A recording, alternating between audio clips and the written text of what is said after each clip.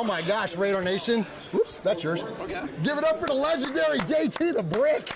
Brother, thank you so much for jumping on. Have a light cocktail and have a good night tonight. Heck yeah, man. Oh my gosh, we're doing great, man. Great to see you. This is the first time we've had an opportunity to chat with you on the show. It's way too long in the making because I'm trying to build my YouTube channel and I'm following what you did with your success. Oh, wow, thank you. So fantastic to be here on a really good night with the Biletnikoffs and a big game coming up against Cleveland. Absolutely. Talk a little bit about the Biletnikoffs and what this event means to you, because you're always here representing so much. Yeah, I've been with them, unfortunately, with the loss of Tracy from the day it happened and after that. So we just continue to try to raise money for Tracy's Place of Hope. And there's the golf tournament and there's the crab feed. Those are the two big events. Sure. Yeah. And they're big events. They raise a lot of money.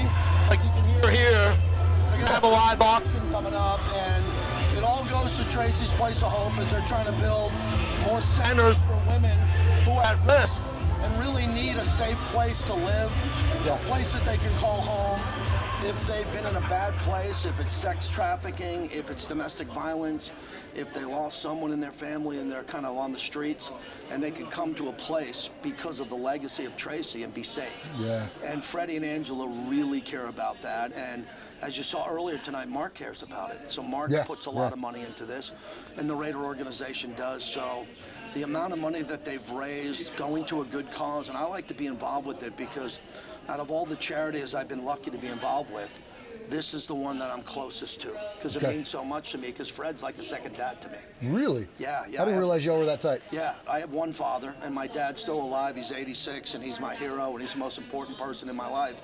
But I'm fortunate to talk to Fred every day, and my dad every day, and Fred's changed my life, man. He took me under my wing when I got here, under his wing, and we have a lot of good conversations about not just football, but about life, and you know, whatever I can do to help him and Angela, I'll do. Wow, that's incredible. What an amazing story there. Well, it's good to hear that, man. The relationships, that's what Raider Nation does best, doesn't it? Yeah, you know, when you've been around this organization and you start to see the alumni, like when we were walking out and coming back to you, George Atkinson.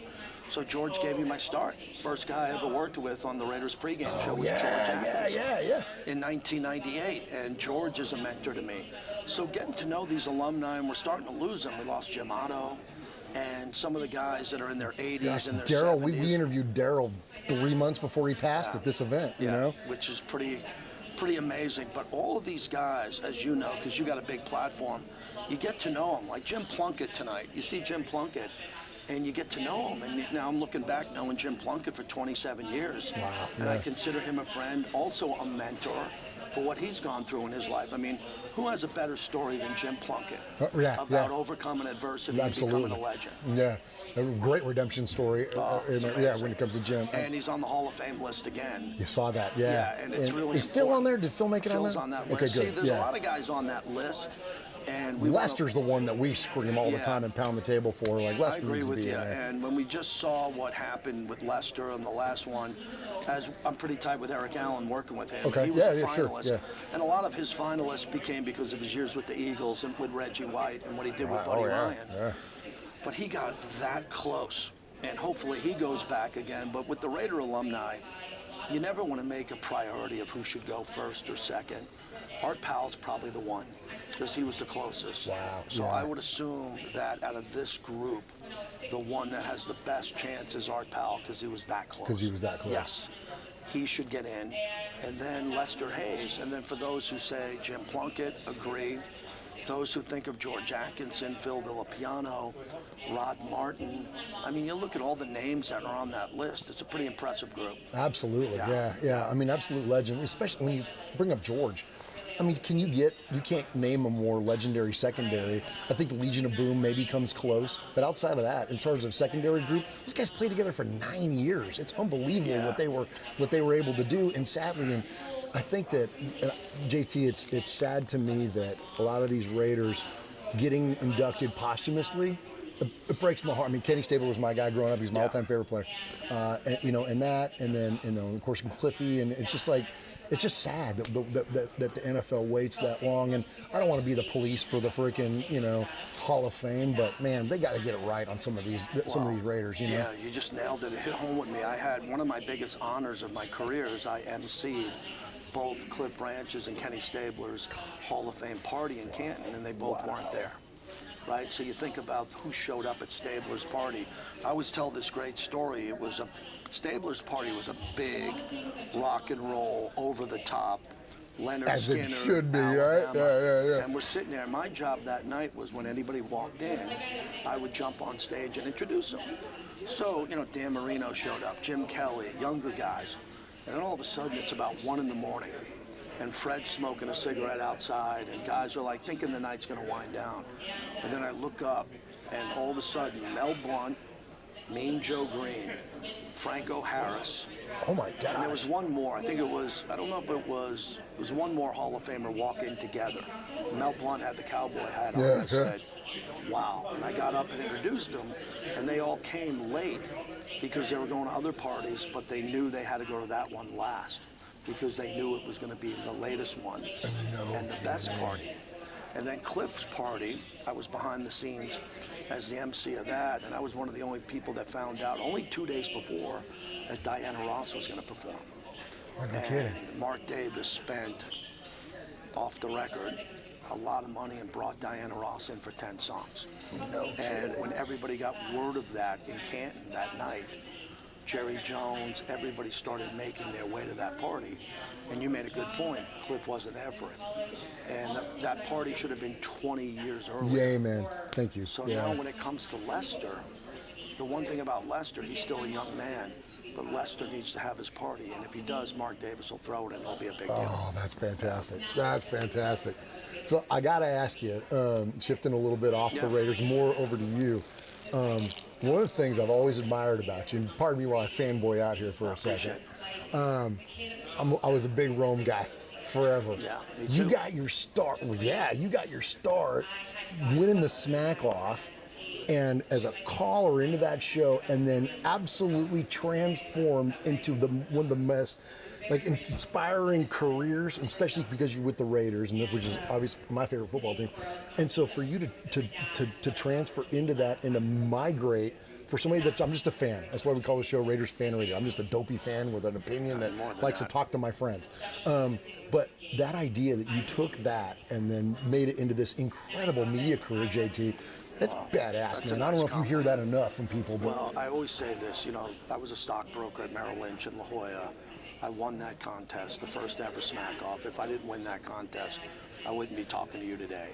I wouldn't be with the Raiders. I wouldn't have a show. Wouldn't have worked at Fox or Mad Dog Radio now. It all started from that. So when I go back and look back at the run I've been on, which I really enjoy and I'm humbled by it, it all started because of that. If I didn't win that, so in life, if you come in second or third place, there's nothing wrong with that. That's amazing. If you come in second in a track and field event, if you come in second and do something great in life in a project, that's great. If I didn't win that Smack Off and come in first, there was no career coming in second. Oh, yeah. So it was a very big, I believe in fate. I met my wife at a Rolling Stone concert walking in, blind, just walking in with her, that was fate. I wouldn't have met her if I didn't win the Smack Off. No kidding. My kids wouldn't have been born because I never would have met my wife if I didn't win the Smack Off. So it all comes full circle. And the fact that I won that contest and I started on the radio in overnights, the reason I got hired by the Raiders is so many Raider fans called me overnights. Okay. So, because I was on KMBR when I started. Yeah. That had a signal and an audience that went from Seattle all the way down to Mexico. What year was that you were on KMBR? That was 96. I won the Smack Off. I started on the radio in 96. I got hired by the Raiders in 98. Is that still like Gary Radnich, Ralph Barbieri, around that 100%. time? It was that time. Okay, Pete Franklin. Pete Franklin was there. Pete Franklin took a liking to me. No kidding, what a legend he is. And I met him, which was great. And I met a lot of those guys at KMBR, but the long story short on that whole thing, and I brought it up on my show this week, was none of this would have happened if I didn't meet Rob Rivera, the head of the Black Hole. because Rest in peace. yeah, he started the Black Hole, and I had to go to him and ask permission to start doing what I wanted to do on the radio with the Black Hole. Okay. Because I knew early on that my career wouldn't have took off with the Raiders without the Black Hole. Okay. So I give them all my credit. That's awesome, Yeah, they were man. great. That's Great awesome. guys. Your story is fantastic, man, Well, and I it's appreciate inspiring. it. It's Well, for your story's somebody. inspiring because you're putting out really good content, Well, thank you. which Raider fans need to hear. So we'll wrap it up with the game coming up. Okay, please do. So I woke up this morning. I got to swim in at the house because it's 100 degrees. And I'm getting ready to go do the show, and I get a text. I knew Max wasn't going to play. I know Max pretty well. Okay. Not from him, but I had a sense he wasn't going to play. And then I found out Devontae wasn't going to play. Then we found out that Thayer Mumford wasn't going to play. We know that Epps isn't going to play. We know that Malcolm Kuntz is gone for the year. This is a very pivotal moment right now for the Las Vegas Raiders. They need a massively great performance with several backups who play above their ability, beat Cleveland, press pause, get to 2-2, and fight for the next 4 games, not the rest of the season. Okay. John Gruden taught me, pulled me aside, great moment in my career, pulled me in his office and said, it's 4 games. After the 4, it's another 4. Then it's the next 4. We got to get to 2-2. 2-2 gives us a breath to get to 4-4, to get to 5-4, to get to 6-5, whatever it's going to be. So all my years, my 27 years with the team, we have to win this game Sunday against Cleveland. It's a must-win that early. Do you think that this? We were speculating earlier that this could be one of the defining moments of Antonio Pierce's young coaching career? Yeah, I don't want to go there. I don't think so. Okay. Yeah, I don't think it's. I can get overly dramatic on the radio, but here I'm not. Okay, Same yeah. with you, right? You can you can go ape shit on the radio and go nuts, right? And then you tone it down. Here, I don't think it's defining. You know, players get hurt, players win, players lose. Okay. But it could be a really great galvanizing moment, because if they can win with all these guys, That's fun. when they all come back, it could be a really big push to the next 4 games. I'm only talking 4. We'll get 4 at a time. Love it, man. JT the Brick, absolutely a legend. Raider Nation, you know who he is, but follow him anyways on the socials. Of course, the show that you do, amazing, Raider Nation Radio.